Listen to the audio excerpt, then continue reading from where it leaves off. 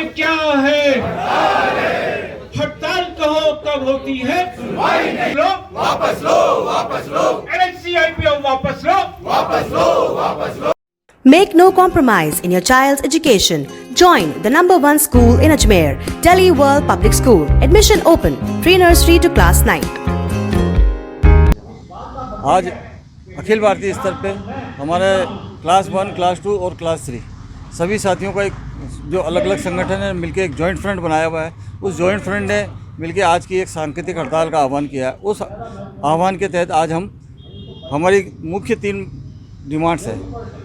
पहली, जो भारत सरकार अपनी कुटिलतापूर्वक LIC को IPO क्षेत्र में उतार के LIC को बेचना चाह रही है, उसके विरुद्ध। दूसरा, LIC का FDI फॉरेन डायरेक्ट इन्वेस्टमेंट जो 49% से 74% करना चाह रही है, उसके विरुद्ध। और एक हमारी व्यक्तिगत डिमांड, हमारे जो वेतन वार्ता जो 2000 अगस्त 17 से जो पेंडिंग पड़ी है, उस पर सुनवाई के लिए हम लोगों ने आज की ये सांकेतिक हड़ताल की है। इस हड़ताल का मकसद है कि सरकार को हम चेतावनी देना चाहते हैं कि हम आपकी किसी भी कुटिल नीति को सहन नहीं करेंगे। किसी भी कुटिल नीति को हम सहन नहीं करेंगे। हर नीति का हम आपका विरोध करेंगे। हमारी जो वाजिब डिमांडें हैं उन्हें तुरंत प्रभाव से लागू किया जाए। FDI जो है उसे निरस्त किया जाए, और IPO जो आप लाना चाह रहे हैं उसे तो तुरंत प्रभाव से निरस्त किया जाए। विपरीत प्रभाव पड़ेगा। LIC एक ऐसी संस्था है जो भारत सरकार को, न केवल मोदी गवर्नमेंट को, इससे पहले वाली भी गवर्नमेंट को, जब से भारत आज़ाद हुआ तब से लेके, और जब से LIC बनी तब से भारत सरकार को जब जब आर्थिक आवश्यकता पड़ी है, LIC ने ऑन डिमांड मांगने के साथ पैसा दिया है। सरकार के पास पैसा हो या नहीं हो, सरकार को रिजर्व बैंक से भी लेने में सरकार को हाथ जोड़ने पड़े हैं, लेकिन LIC को कहने के साथ LIC ने भारत सरकार की हर योजना में पैसा लगाया, भारत सरकार की साख को बचाया है।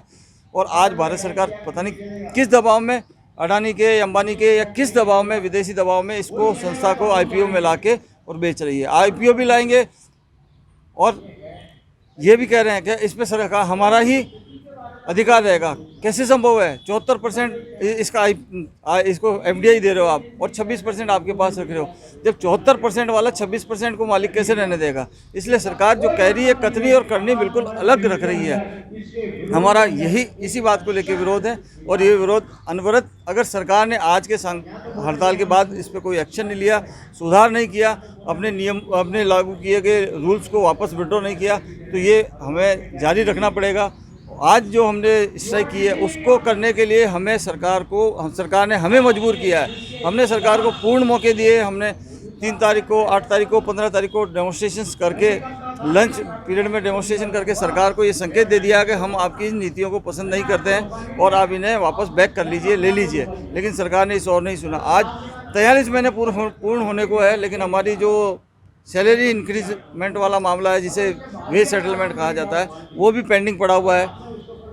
आप अंदाज़ा लगा सकते हैं कि ये सरकार किस प्रकार की सोच रखती है।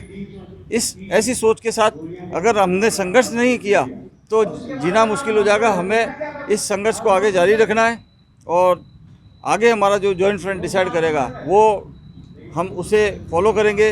अब वो डिसीजन चाहे ये इंडेफिनेट स्ट्राइक का आए या कैसा भी आए। हम Rajesh Sakhla, class 1 officers association Ajmer मंडल। जैसा कि देश की जनता जानती है कि भारत सरकार की वित्त मंत्री श्रीमती सीतारमण ने बजट पेश करते हुए ये प्रस्ताव रखे थे और घोषणा की है कि सरकार LIC को सूचीबद्ध, शेयर मार्केट में सूचीबद्ध कर उसका IPO लाएगी।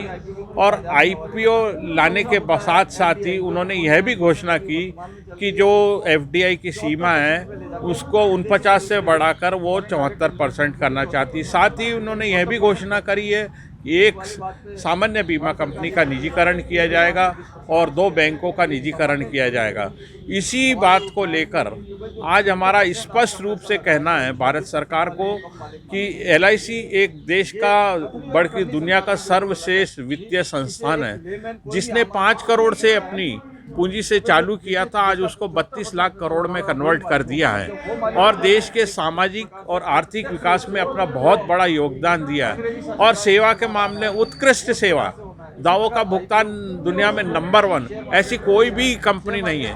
लेकिन फिर भी भारत सरकार इसको क्यों विदेशी दबाव में या प्राइवेट प्लेयर्स के दबाव में फिर भी इसका आईपीओ लाना चाहती है और इसको निजीकरण के क्षेत्र में देना चाहती है। तो हम इन बातों को लेकर आज पुरजोर विरोध केवल अजमेर मंडल की ब्रांचों में नहीं बल्कि पूरे अखिल भारतीय स्तर पर हम आज इसका जमकर विरोध कर रहे हैं और भारत सरकार से मांग करते हैं कि जो हमारा वेतन मांग पत्र दे है 1 अगस्त 2017 से, तो उसके ऊपर भी तुरंत विचार करें और प्रबंधन भी तुरंत विचार करके जो लोगों में रोष है उनको वेतन मांग पत्र स्वीकार करने का काम करें।